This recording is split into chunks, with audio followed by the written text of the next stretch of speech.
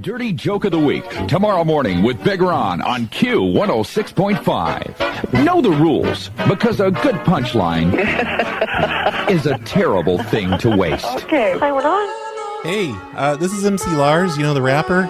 We're going to be coming into your store in a little bit, me and my band, and we've actually got the mall Santa. Like, I know he's not there yet, but, we're friends of his. His name's Bruce, for real. Okay.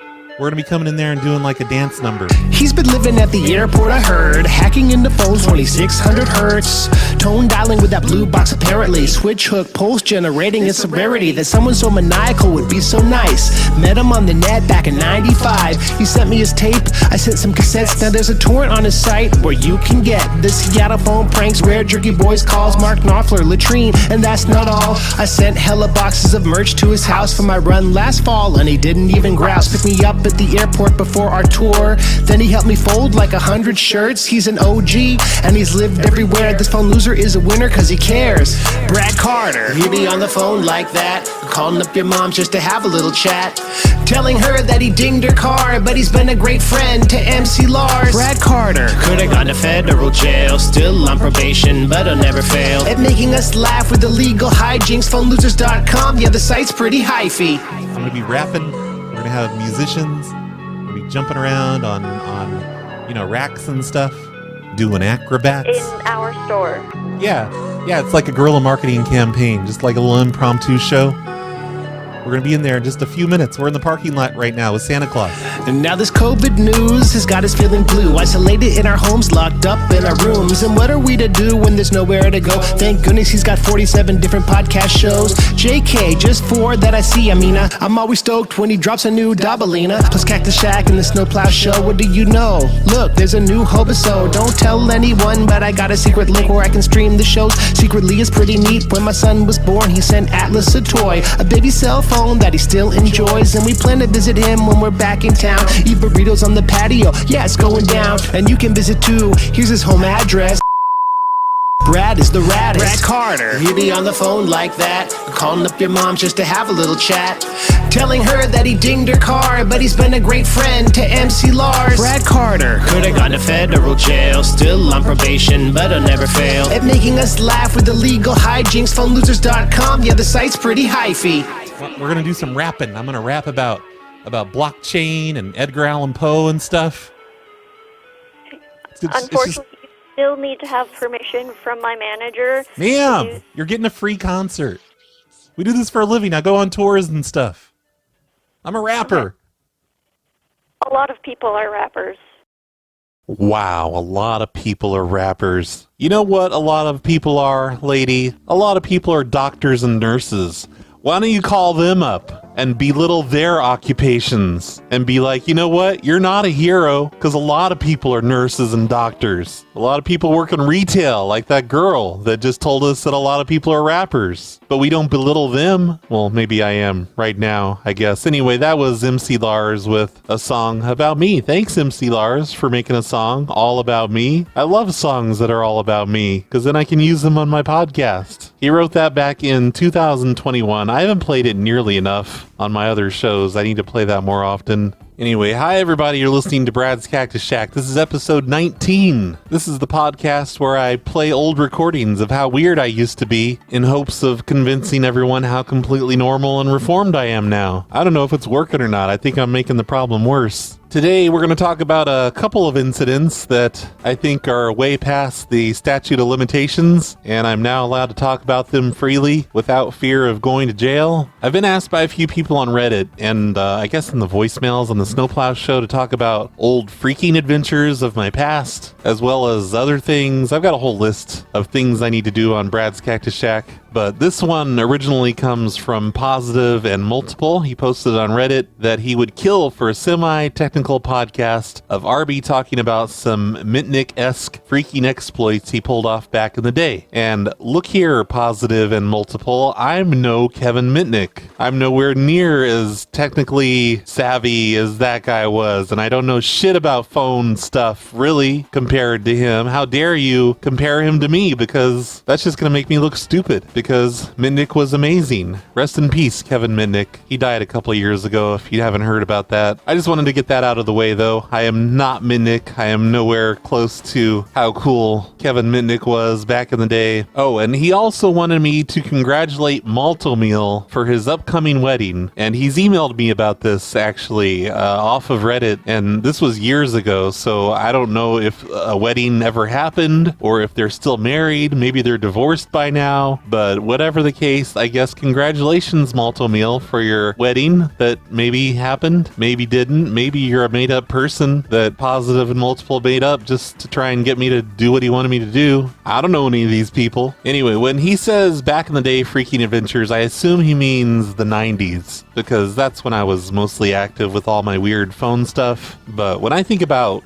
that stuff, you know, back in the 90s that I used to do, it's all really kind of boring. I'd sit at payphones for hours, and I would jump into dumpsters and steal cool phone company papers, like not for any reason other than just to feel cool, like, whoa, look at all this secret information I have that I probably will do nothing with ever, but at least I feel like a real phone freak / hacker now. And, you know, lots of social engineering that I did back then, but I don't have recordings of, so what's the point? It seems like I talked about a lot of this 90s stuff in the PLA book, so I thought I would just completely ignore Positive and Multiple's requests and settle for something a little more recent. So I've got this incident that happened starting in July of 2009. I'm going to tell you about 2 times where I beige boxed. That's basically what this whole episode is, but I promise it's a little more than that. A couple months before July of 2009, I'd been offered a weekly DJing gig on a radio station called Party 93.4. Shout out to them, by the way, party934.com. They're the ones that got me into doing live shows, which turned into the phone show, which ran for 4 years, and that was just a lot of fun. And I really appreciate Party 93.4. I didn't last very long on the station itself. I was kind of a jerk and just left to start up my own station with hookers and booze and blackjack.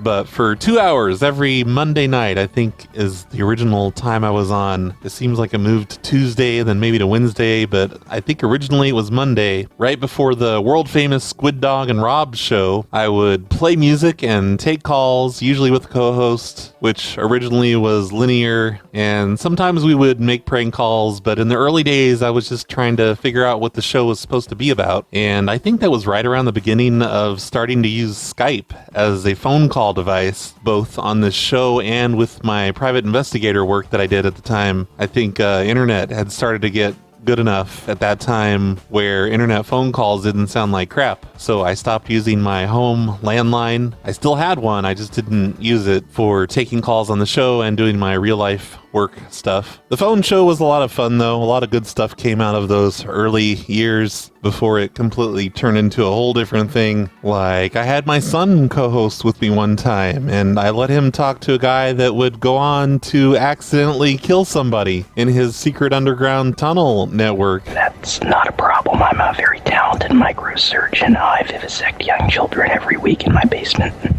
Why don't you just steal their vocal cords? Good idea, actually. You guys probably remember Skunkworks on that show if you were a listener. And what else did we do in those early days? I think Linear wanted to prank the Balloon Boy dad. If anyone remembers Balloon Boy, he was a big thing in the news because he made up a story about his son going up in a hot air balloon and being stuck up in the sky, but he actually wasn't. He was just hiding in the house somewhere, and the dad totally knew about that. But I remember calling the phone company where he lived and talking to the assignment department of the phone company, wherever he lived. I can't remember where he lived now. And I pretended to be a technician, and I said, hey, I need all the phone numbers that work at this house. And she's like, well, I gotta be careful with this one. This one's a hot item today, which is the first time I'd ever heard a phone company say that before because of a news story that was out, or maybe it was a hot item this week or whatever. I guess other people were trying to get their phone numbers in the same way that I was, which was bizarre to me. And why am I even been bringing this up. I don't think we reached Balloon Boy on our show, did we? I think we tried. Did that happen, though? I can't remember, and I'm not going to look it up. So here, let me just get to the point. On July 6th, 2009, I did a show of psychic hotline readings because I wanted to give callers psychic readings. I thought that'd be the coolest thing ever if my listeners could call in and have psychics give them psychic readings. So as usual, we're depending on your phone calls to make anything happen tonight. So give us a call at 505-796-4020 or phonelosers.org on Skype. And tonight we're going to do some, hopefully, psychic readings live on the air. So if you call in, we might give you a free psychic reading through the Psychic Friends Network. So give us a call. It'll be awesome. And back in the 90s, psychic readings were big business because 1-900 numbers were big business back then, too. There were tons of sex lines. There was Miss Cleo. Remember Miss Cleo? She probably had her own 1-900 number. And there were just 900 numbers out there for everything you could imagine. Like, I have a bunch of recordings of them that played on late night TV. Like, here, call this 1-900 number and it will make you cry. The stories are so sad. And I remember I called up a Bill and Ted's Excellent Adventure hotline 1-900 number once when I was a teenager. That was $1 a minute charged to my parents' phone bill. That's the only time I ever played with 900 numbers back then, which I remember paying them back for. I'm like, hey, I called a 1-900 number and I'm sorry. I know it's stupid. It was for some kind of a contest, but I think I may have won. Anyway, here's $1. Sorry for charging this to your phone bill. Hopefully it didn't cost them more than that. It probably ended up being $25 or something. But anyway, in 2009, I figured there would still be a lot of psychic hotlines out there, the 1-900 numbers, and maybe a lot of sex lines too. I found out there were not. I think I could only find one good psychic hotline number that still had a 900 number because, I don't know, maybe everyone was getting 900 number blocks on their phones because that was kind of a scam, getting people to call 1-900 numbers. So everybody wanted a block on their line. I think I had a block on my line. I messed around with 1-900 numbers a lot in the 90s and did some pretty crazy things. And like I said, I still had a landline. A lot of people still had landlines in 2009. That was kind of a normal thing, even though everyone had a cell phone at that point, including me. And obviously, I didn't want to pay 1-900 number style fees to make this happen on my show. I ain't made of money, so I was going to steal my phone calls from the local 7-Eleven, which was 2 or 3 blocks from my house. So my friends were visiting me, and they were on this episode with me. They were the kind of friends that would pretty much just go along with any type of crime I wanted to do. And I went along with a lot of their crimes. We just had lots of fun doing crimes together. And these particular friends, I no longer really talk to them anymore. They got, more into drugs than making silly prank phone calls. I don't even know if I should name them, really. They were always weird about me using their names. I mean, obviously not their real names, but we'll just call them the Mr. and the Mrs. They were my best friends at the time, and we visited each other often. Our kids all played together while we hid up in my room and made prank phone calls, or whatever other craziness we got up to. So anyway, here's the plan. Here's how I'm going to get free 1-900 number calls. I'm going to use an old trick from the 90s that I've done many times before. I'm going to order call forwarding on one of the phone lines at the local 7-Eleven. And I think I picked the fax line because that's usually a good one to use because then the store can still use their landline and receive calls and everything, and they won't know anything weird's going on until someone tries to call their fax line, and I've messed it up. So I remember I had to take the 1-900 number block off of their phone because obviously your 7-Eleven employees are probably a bunch of weirdos that are going to make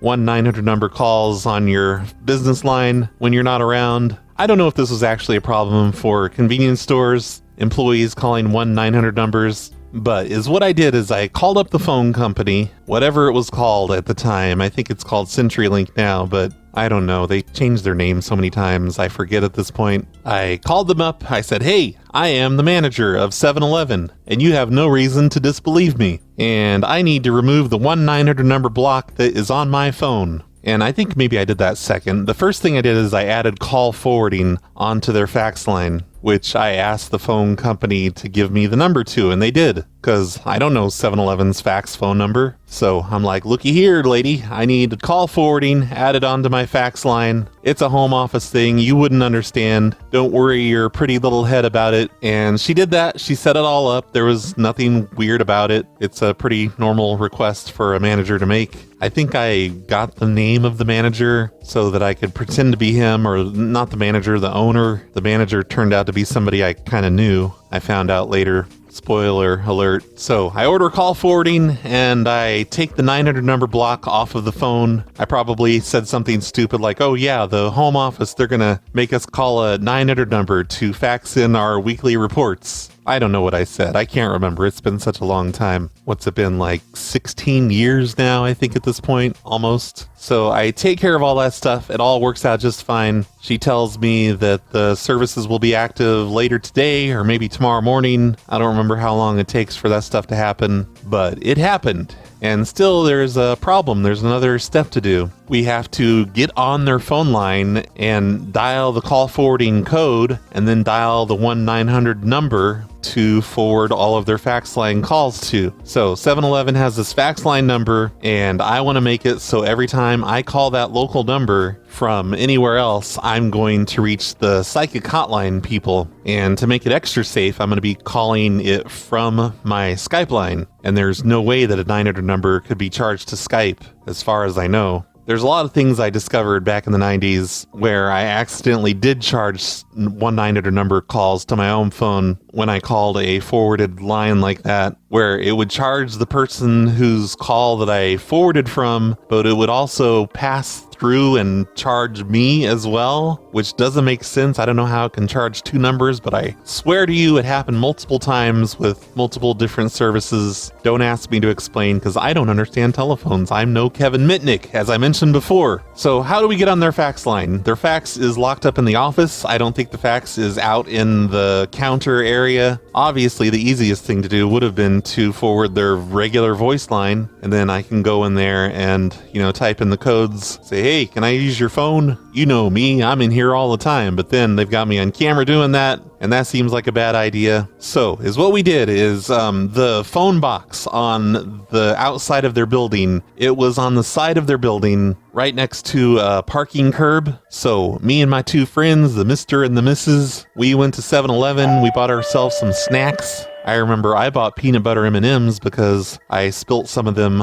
in the parking lot while we were sitting there on the curb looking all innocent next to their phone box. The phone box was way down on the ground, so it was perfect level for me just sitting next to it. And I had a telephone with me. It was a lineman's handset, which is one of those orange phones that you see on a phone company guy's belt. I mean, I know a lot of people don't see phone company guys out and about these days, but I promise you that's a real thing. And I was given a phone company lineman's handset by somebody who stole it off of a phone company truck a long time ago. And I still have that same phone today. It comes in very useful when you do lots of weird phone stuff around the house. But we sat there on the curb. Lineman's handset has alligator clips on it, so you can just clip onto the screws that are inside the box on the outside of their building. And the box, I don't think it was even screwed down. I think it just opened up. It was a weird looking silver box. Usually you have to use a Phillips head screwdriver to open those up and get in there. So I clipped onto the first couple pairs of wires. I dialed an ANI number, which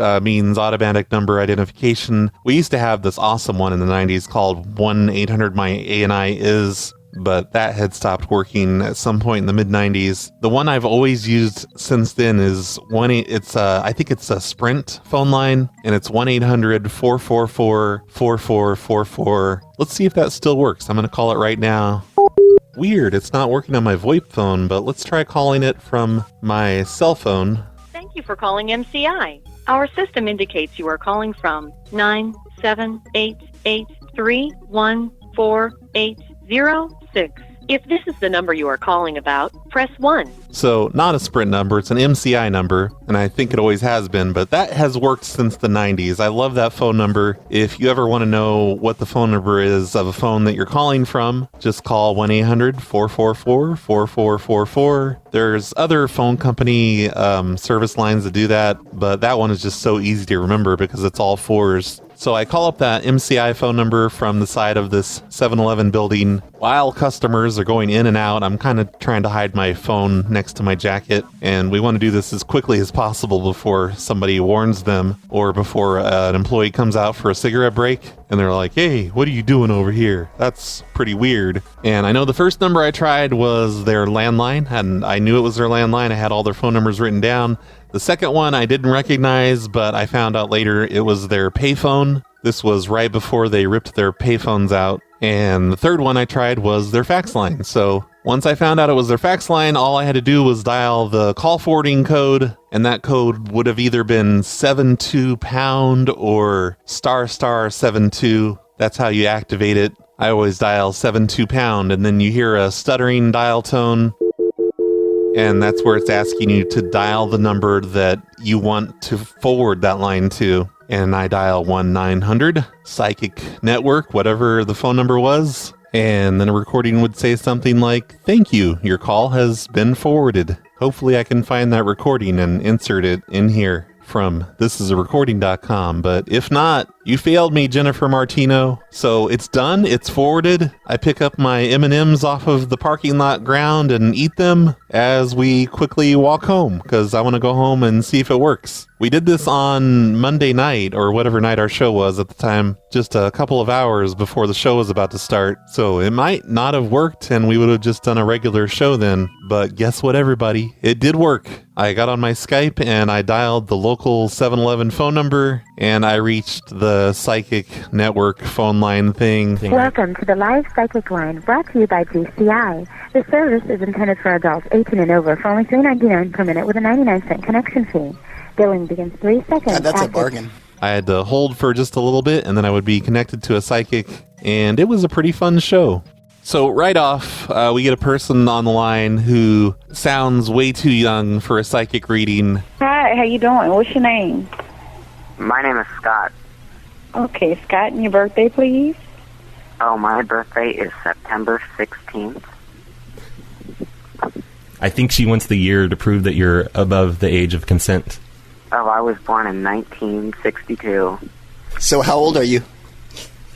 That means that I'm like 44. Are you sure? No, that's wrong. I know. Lydia, I don't know about this guy. Okay, well, I think we need to end this call. No, we authorized. We're listen, adults. Lydia, I'm an adult. Is it authorized? I mean, what y'all want me to do? Yes, it's authorized. We're from a radio show. We're doing some free psychic readings on the air. I'm born in 1972. I'm 36 years old. Oh, wait, I'm on the air? Yeah, you're talking to people in New York. We're in a one-party state, so it doesn't matter if you consent or not. Oh, God. Okay, and this lady, L-A-D-Y. No pressure at all. Here's a part where I pretty much admit that we're stealing. Thank you for paying for that psychic reading. I think we might have been better. I don't think we paid for it. Wink, wink. No, I get it. We have a psychic accusing us of the weirdest thing. I feel all kind of vibes.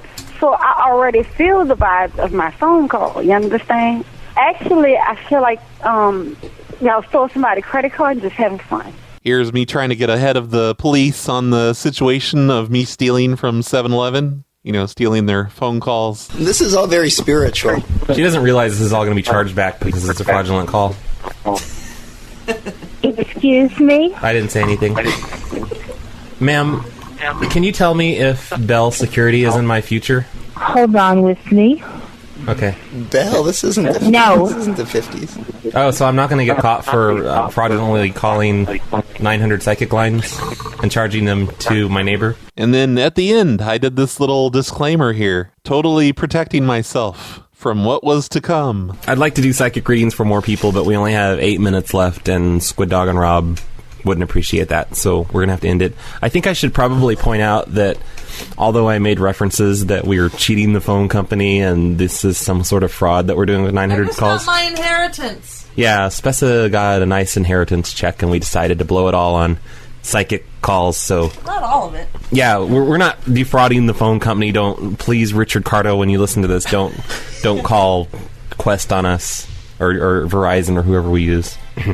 And, you know, yeah, this isn't fraud. Here's the weird part, though. The next morning, I think I drove them out somewhere to get some coffee, and we went to get coffee first, but then as we're getting close to my house, I'm like, hey, go by 7-Eleven. I want to get my morning Pepsi. And we pull into the 7-Eleven parking lot, and there are 2 phone company vans in the parking lot and a police car. And I'm like, holy shit, look what we did. And it was definitely because of us. I can't imagine any other reason for anybody to be there. The weird thing about call forwarding is that it never fails to confuse the phone company, even though it's a completely normal service, and it has been since the early 90s in most areas. Whenever you forward someone's phone line, they will get confused, and they won't know what to do. They won't know how to unforward it. They're going to think that goddamn Kevin Mitnick himself is hiding up in the ceiling tiles and magically forwarding the numbers somehow. They just do not know how to handle it ever. It's like super rare that call forwarding is ever shut down quickly. And I don't know if I went home and I tried it out again on my Skype to see if it was still working. That probably wouldn't have been the best idea. But I was like, nope, let's not go in there. I don't need my morning soda anymore. Just go ahead and let's go home. And we did. And nothing ever happened of that. I didn't get arrested. And I continued being a customer of theirs for many years to come. But then, within a year, I suddenly discovered that I knew the manager of this particular 7-Eleven, and he knew of my phone nonsense stuff that I did all the time, because back in 1996, when we lived in that town, and the internet was brand new at that time, there were still things out there called bulletin boards, which were people's home computers that they set up,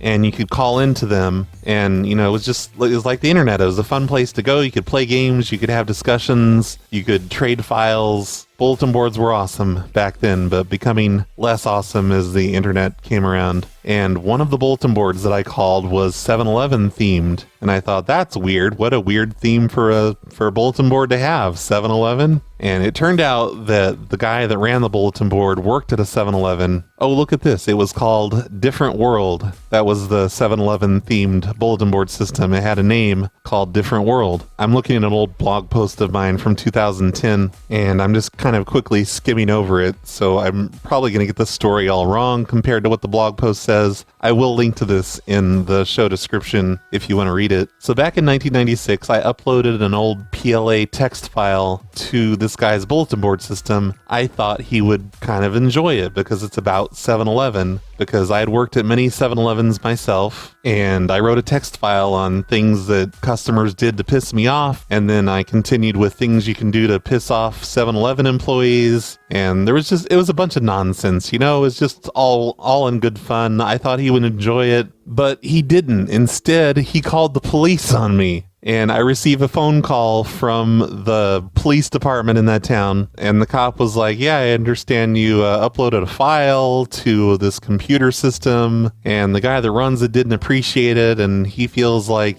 maybe you were threatening him. I forget exactly how the conversation went. And I think I was just honest with the police officer on the phone. He asked me if I uploaded this file. I said, yeah, I did. I didn't mean any harm by it. I just thought he would enjoy it, and apparently he did not. And the police officer asked me to not call that bulletin board anymore and don't bother the person that runs it or whatever. I don't think I did either. I don't think I ever called that bulletin board again. I was calling bulletin boards just to meet people and say hi and have fun on bulletin boards with people. I wasn't trying to piss this guy off. But soon after that, over the next few months, we start getting these weird hang-up calls at our house. And we didn't know why. Sometimes I would answer, sometimes my wife would answer. There was other people who lived there, they would answer. And these people would just hang up on us, and we didn't understand why. So finally, I looked into it. I called the phone company, and I'm like, hey, phone company, who owns this phone number? You can tell me, because I am an authoritative voice on the phone. And I found out that it was actually this guy, Kevin, who worked at 7-Eleven and ran the Different World BBS. Oh man, now I gotta read this blog post now because I can't remember what happened. This says that I found out he was married, so it might have been his wife calling and not him. And it says, I don't remember what all we said to each other, but I called him up through a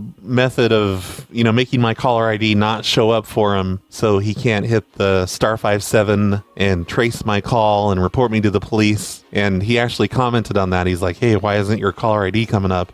But I think I told him who I was and why are you calling my house? Why do you keep calling and hanging up? I would rather you not do that because, oh my God, do you know who I am? I harass people for fun all the time. I doubt I said that, but you know, he denied doing the hang-up calls, and so did his wife. And caller ID was pretty new at that point, and I guess that's why they didn't bother blocking their phone number. That's why I thought it might be the wife. Like, maybe the wife doesn't understand it, but he obviously did because he got my phone number and called the police on me. So during the year that I lived in that town, I had this weird little battle with this guy named Kevin and his wife, and I think I did some things back to them on the phone. I think I got them to stop calling us finally, and I do remember when we moved to Ohio, I had a web page by that point, and they were flooding the guest book on it for some reason. The wife was. She actually said it was her, and I guess we'd done...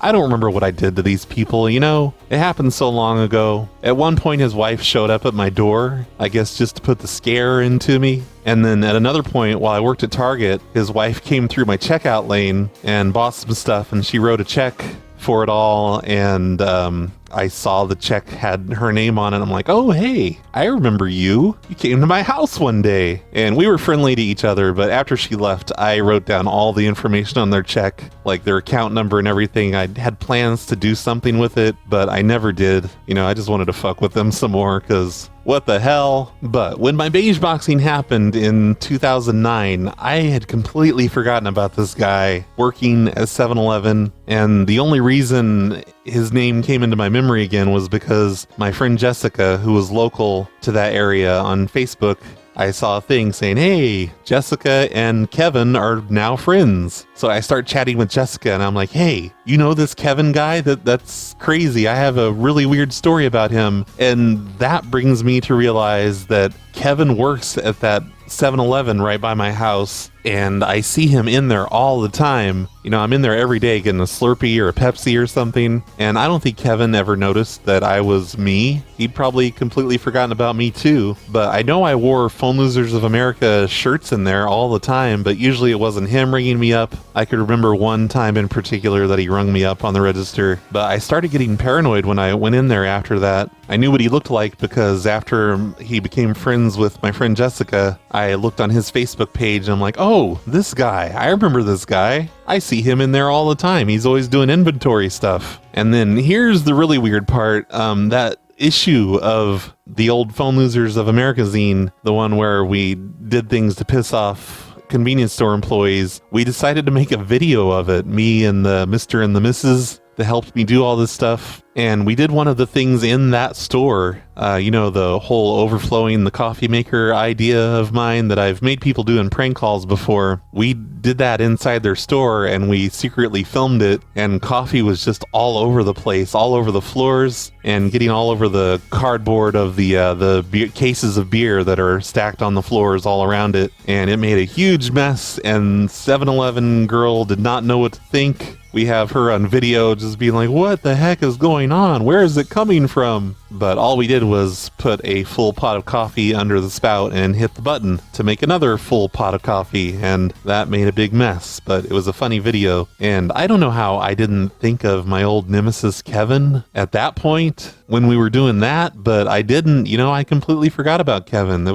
was years ago. So that's the story of how we were able to have people call in to the phone show and get psychic readings one night. But here's the thing, it wasn't just one night, it was actually two. We did this again, except this time we did it at my friend's house, and I'm going to tell you all about that as soon as we listen to Jennifer Martino of thisisarecording.com talk to a psychic on our first psychic show. This is probably my favorite call from that night. Jen, do you want a psychic reading tonight? Yeah, please. Okay. Hello, thanks for calling the network. This is Star. How are you? Fine, thanks. How are you? I'm doing great. And who is this? This is Jen. Jen with a J? No. Yep. How can I help you? Well, I just have some questions. Can you tell me anything about my future? When is your birthday? You tell me, you're the psychic. Oh my goodness, that would be very hard to see. How? It's not like a parlor trick of guessing someone's birthday. It's connected to what's going on around you. Like the planets? Well, not necessarily, but that has some influence on it. But are you two? Who's with you, Jen? Oh, that's Jen is Random homeless guy followed me home. Sweetheart, come on, don't try to be funny. No way. We're trying to get. I'm sorry. Jen is my wife. My name is Richard. And then how long have you been together? Oh gosh, sweetheart, you're better with dates than I am. I think it's been 5 days. 5 days. 5 days. That's it? No, it's been more like a year and 5 days. She's got a real problem with sarcasm. Come on, it's been 5 days. I almost spit serious. beer out all over the console. Wait a minute. There's Be more than serious. 2 people here? How many people are in this conversation? Jen is a complete slut. My name is Brad. I'm the other guy in her life. We've been together for 6 days. Wait a minute. Something doesn't fit in this picture. We met on the same street corner. Are you guys internet friends? No, me and Jen have been married, and then this is the other man in her life. We have an open marriage, and I'm sorry, they get along a little better. They're kind of smartasses. I apologize. I think she's just stalling for time. She wants to get paid more money. No, it's not about that. It's very hard to get a reading with 3 conflicting energies. I'm going to try and be quiet from this point forward. It's just going to be all about Jen and Richard. Jen is the one who really wants information? Yeah, Jen is the one you really need to talk to for the most part, because she's the most screwed up of us 3. Well, we're just trying to get her to take this seriously. But I don't think she will. Jen, this doesn't sound like what works for you. Are you into these types of readings? Yeah, sure. So what can you tell me about my future? Something has to be changed that's connected to being very straight and sober, and about getting an influence away from you that's pulling you off of purpose, pulling you, in a direction that's not giving you success or happiness. You mean, because Brad's like my pimp, so like that, maybe? You think that's what it is? No, I don't think he is. Sweetheart, I think she might be talking about my methamphetamine problem. Oh, yeah, there's that too. Who was that? Oh, I'm sorry, that's me, Richard. I'm addicted to methamphetamine, and that's pretty much it. Alcohol and methamphetamine. But look, there are conflicting images here. It's like somebody is not being who they really are, and it's Jen. It's putting some kind of an odd vibration in here that's making it impossible to see through. Is it like a shattered mirror, or more like a foggy mirror? It's like the washing machine. It's an entity. On spin cycle. Are you in love with either one of these people, Jen? Nah. You told me just last night you were.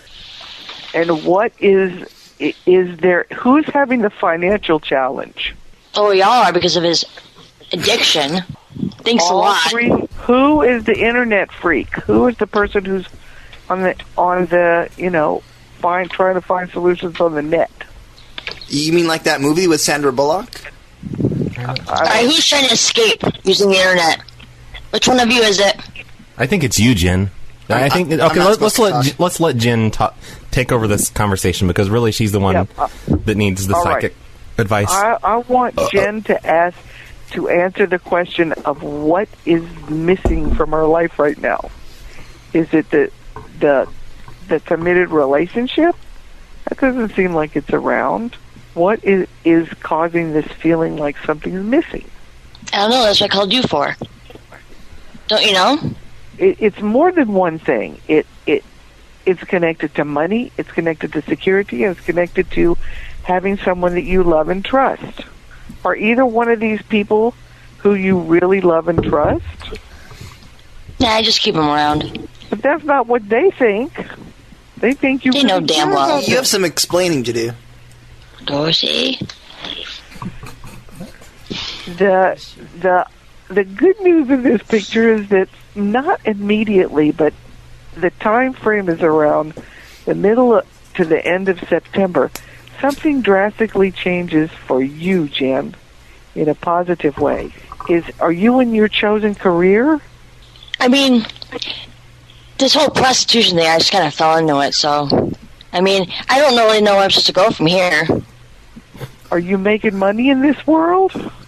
Yeah, hand over fist. Unfortunately, all goes to Mr. Meth Head over there. That's heavy. Now, Brad, she's just teasing me about what your profession is, correct? As far as the pimp thing goes? This is not for real, is it? I'm sorry to say it is. We live in a kind of a rough area of Florida, and I mean, it's kind of a joke of us to call it like that I'm a pimp, but it's completely, that's pretty much the way it is. The dictionary term of pimp that's what I do with Jen. He's going to give me a backhand later for this. He's going to show me his pimp hand later. Are all of you guys in the same city? Yeah, we're in Florida. Are your psychic frequency readings just going nuts like a crazy compass with magnets around it or something? Yeah, something is weird. Something is just not. It is out of focus or out of proportion to what's really happening with you guys. There's some person that's not even with you that's having an influence on this. No, I am cheating on them both. Say that again, Chad? I am cheating on them both. She said she's cheating on us both. This is news to me. I don't even feel like talking anymore. I'm going to just leave this to Jen and Richard. Well, we have an open marriage, but that Member joined. Well, who is this Spanish person? Who is this Hispanic woman that's supposed to be around Richard? Ooh. A challenger appears. Is there somebody, Richard, who's flirting with you? There is, but she's not supposed to know about that. I know exactly who it is, too. I'm going to cut that bitch on her face. That wouldn't solve the problem. No. There's... Oh, make me feel better. I'm going to cut that bitch on her face. Jen, there's no one. It's just you and Brad. And you three are promising to be exclusive to each other? Well, we have an open marriage, but it's just one constant three-way. You know what? Somewhere in this picture there is a lightheartedness that is. It looks like it's at Richard. Did Brad leave? No, I'm still here. I'm just stewing in anger. Because? Oh, just the whole cheating thing. I mean, I know it's all open marriage and everything, or open relationship, but I just don't know how to tell him. I didn't tell him. Yeah, she's supposed to tell me. That's what an open relationship is, she tells me who she's with every night. But she's been cheating on me, apparently. Aside from her profession as a prostitute. Yeah, I don't count. That's not love. Yeah, that's work. That's like acting, Yeah. Yeah. No judgment. It doesn't look like you guys are judging her at all, which is okay. It's almost the end of the show, Star. Do you have any good psychic advice for us before we let you go? Yes. Okay. Let's hit us with it. Whatever it is that is bringing you the most happiness and quiet and heroin, feeling like you're on, the wavelength where you're supposed to be. That's what you're supposed to be doing. If it's not bringing you happiness, there has to be a change. Jen, does prostitution make you happy? Is that what you should continue at? Okay, that's enough of Jen and the psychic. That call went on a lot longer, but I chopped quite a bit of it out because we were all just being drunk and stupid and having a little bit too much fun. As I was saying before, we did this again maybe 3 months later, and we used a completely different method the second time around, and we did this at my friend's house in a different state. I was over there staying with them, and they lived out in the boonies, like out in the country, up in the mountains, and I came up with this brilliant idea of being able to do it again, but in a slightly different way. It was in October of 2009, and this one is even crazier, the links that we took to make this happen. We didn't use call forwarding this time. Instead, I called up my friend's phone company. I think it was Frontier, maybe it was Alltel or Windstream. I get all those weird ones confused, but it was one of those. Let's say it's Frontier, and they have this office for technicians, for the outside techs, that's called Assignment. And I used the Assignment office many times with my private investigative work to call up and get the phone numbers of every phone number working at a place. And normal people aren't supposed to have access to that. All you do is you call them up and you say, hey,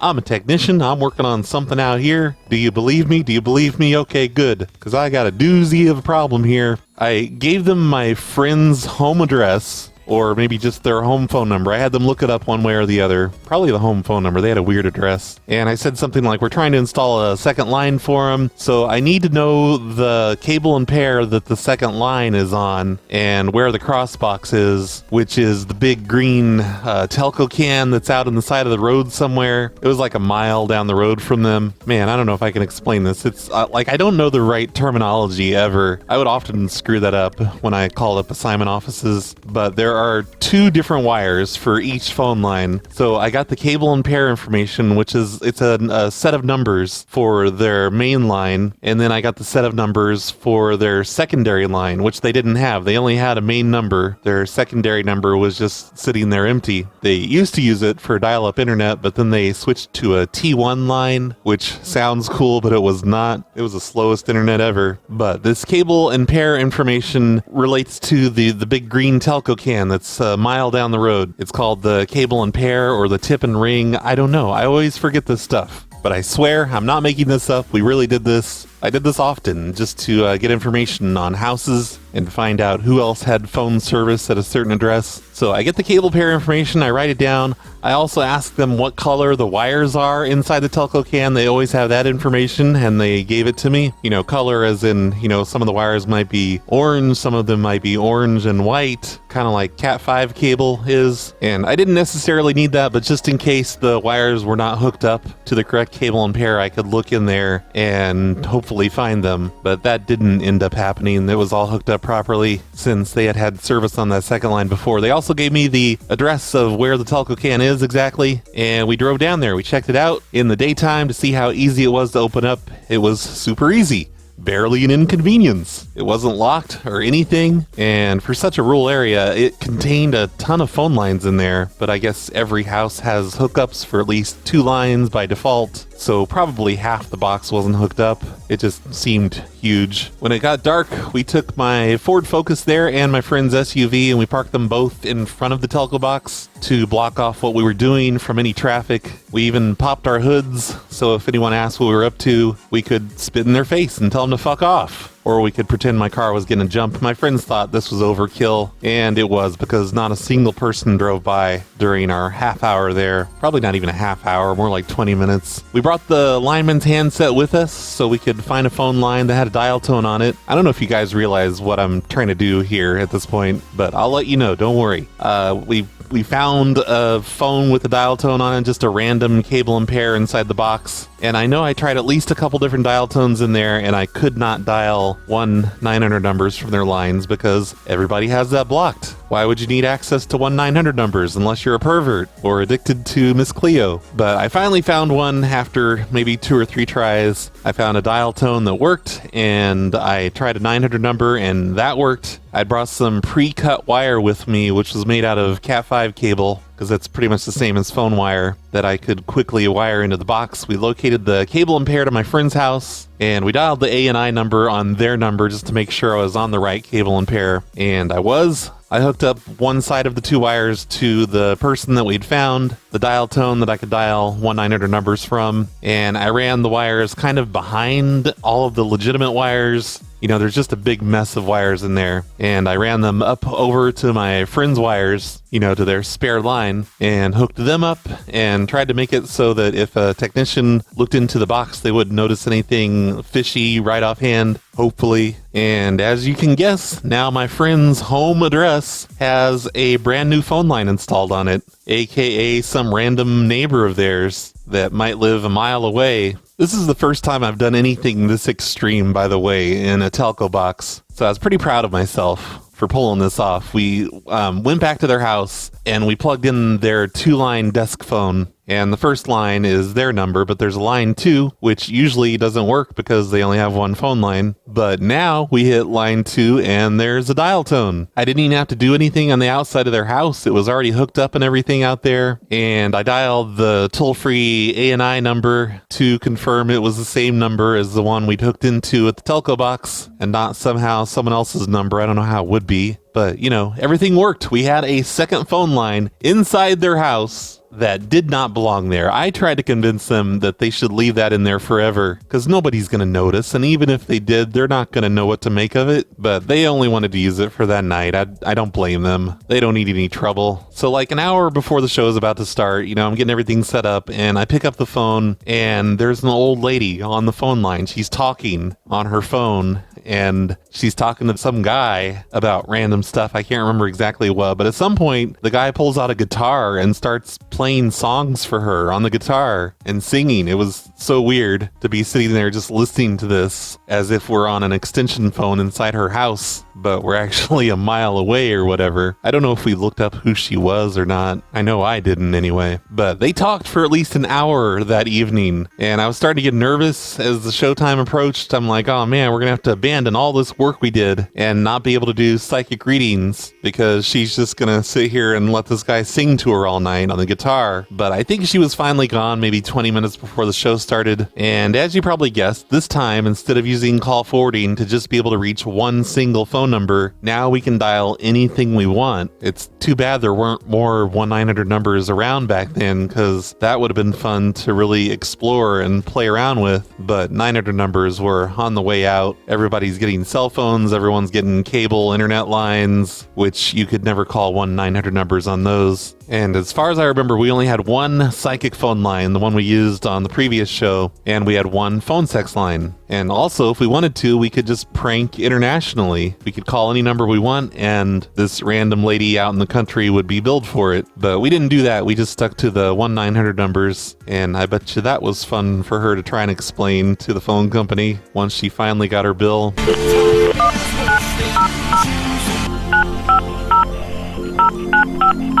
Hello and welcome to Vegas Hot Talk, where luscious Sin City girls are waiting to talk to you. Brought to you by ZMC Internet. The cost is only $3.50 per minute. You must be at least 8 touch-tone phone. If you do not wish to be charged, hang up now.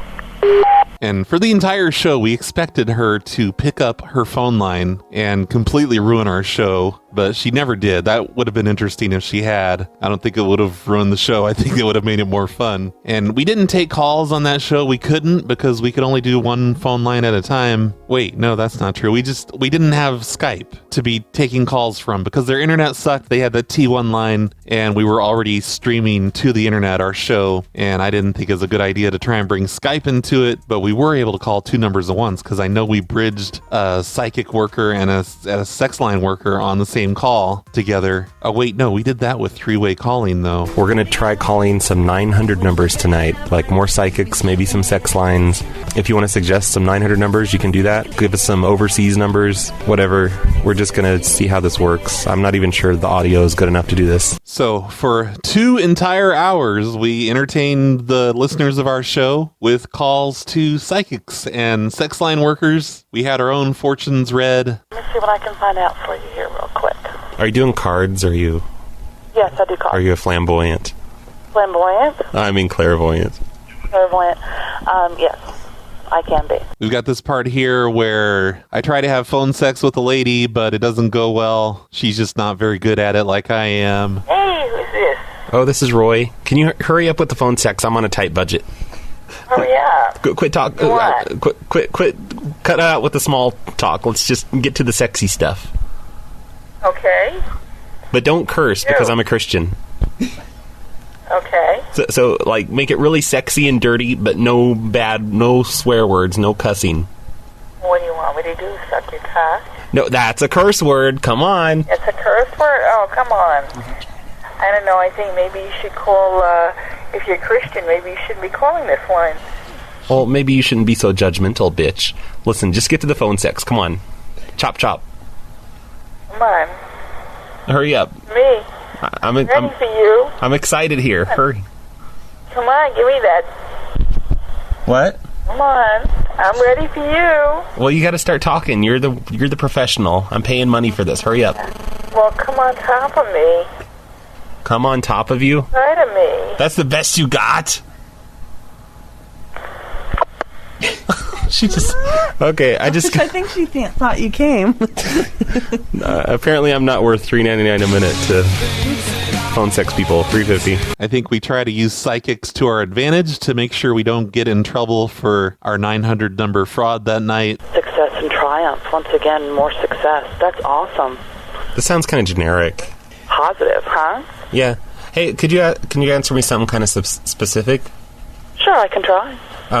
Do you know, can you tell me if I'm gonna, I don't know, get arrested or go to jail or anything anytime soon for all of my 900 number abuse and fraud? 900 abuse and fraud, huh? Yeah, where I call 900 numbers for free, using illegal methods. Am I gonna get in trouble for that?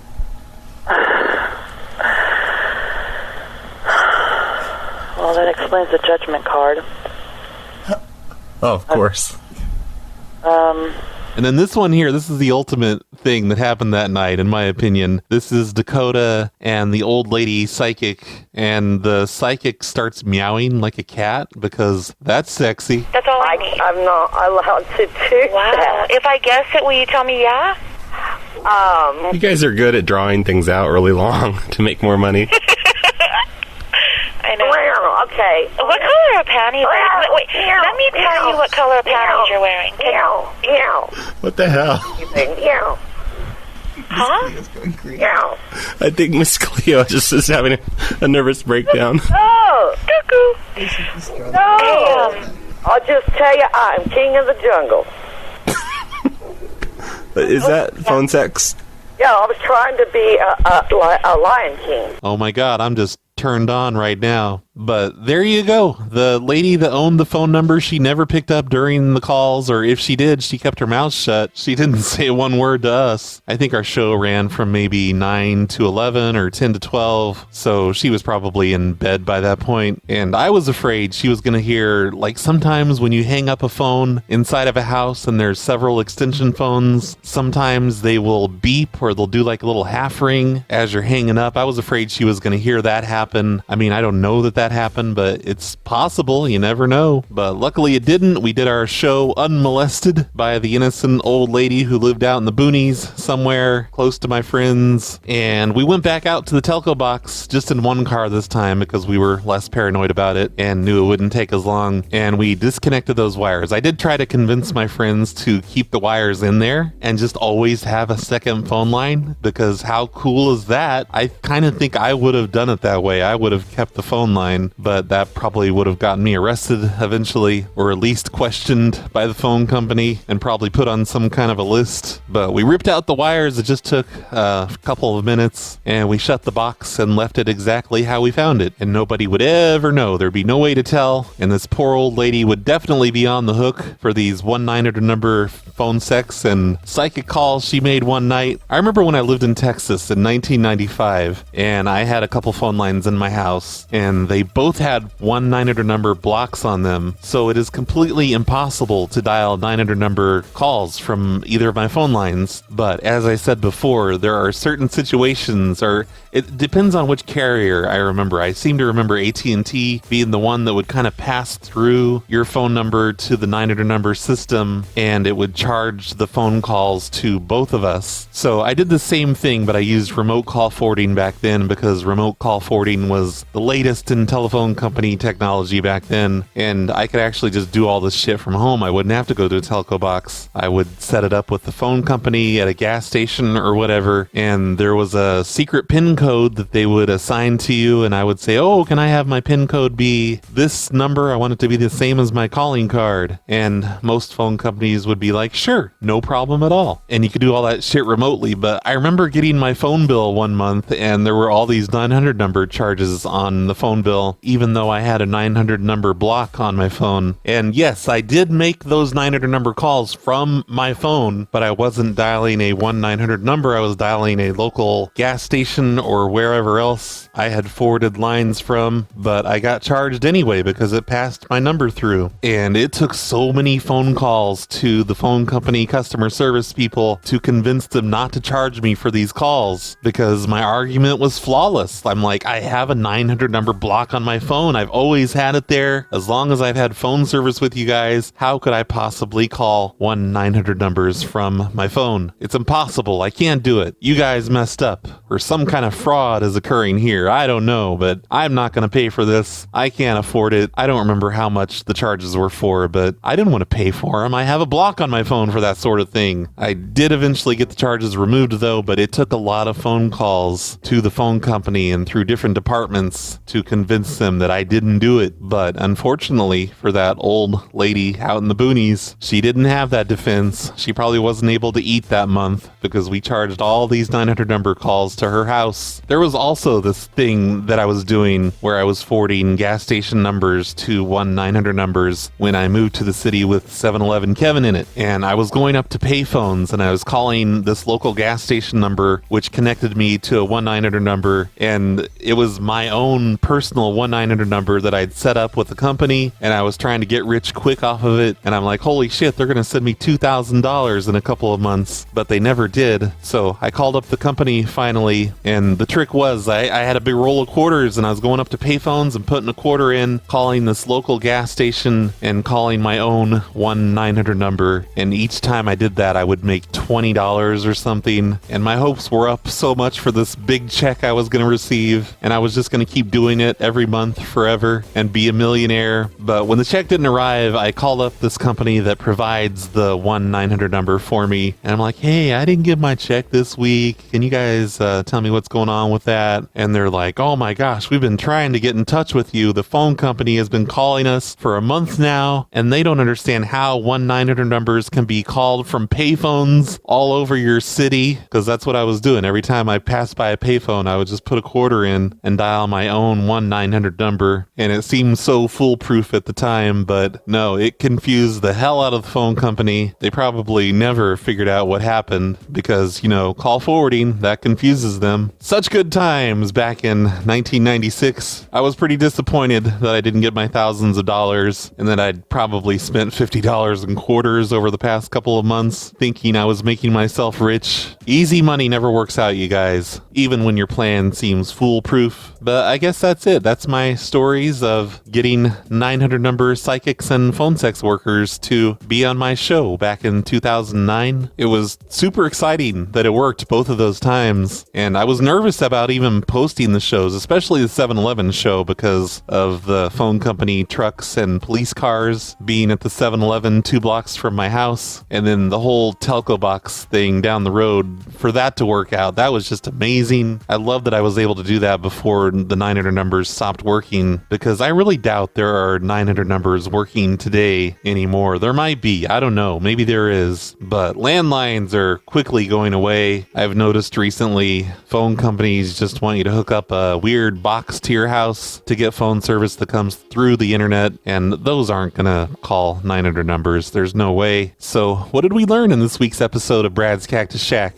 I think we learned, for one, phone fraud's okay as long as the results are somewhat hilarious. And that old lady psychic was hilarious, and Dakota was so much fun. We learned that it's a good thing that traditional landlines are finally starting to disappear, because it is way too easy to open up a phone box on the side of the road and just clip onto random pairs and listen in on your neighbor's phone calls. I had actually done that before, like way back in the early 90s, just to get on bulletin board systems, because I missed being able to get on bulletin board systems when I was homeless, and I had a portable computer where I could just pull up to a telco can on the side of the road and clip into a random set of wires and get on a bulletin board system, which was really stupid and risky. I don't know why I did stuff like that, but somehow I never got caught. I think also we learned today that Kevin from 7-Eleven is such a little bitch. I mean, come on. I send you one little text file and you freak out and call the cops. Why didn't he just talk to me and say, hey, we don't tolerate that type of thing here on my bulletin board system, but I'm not going to try and talk to you about it. I'm just going to delete your account and I'm going to call the police on you. You know, I don't think I mentioned it one time when I was talking about Kevin, but he was the manager of that store in 2009. Back in 1996, I think his dad owned the 7-Eleven stores in that town, and then I guess he handed them down to his son when he got old and retired or whatever. But I didn't know that way back in 1996 that his dad owned the stores. I thought he was just an employee there. Holy shit, this episode is getting really long. I'm going to end it here. Thanks everyone for listening. I'm going to leave you with one more psychic phone call from the second show that we did. This is my friend arguing with a religious psychic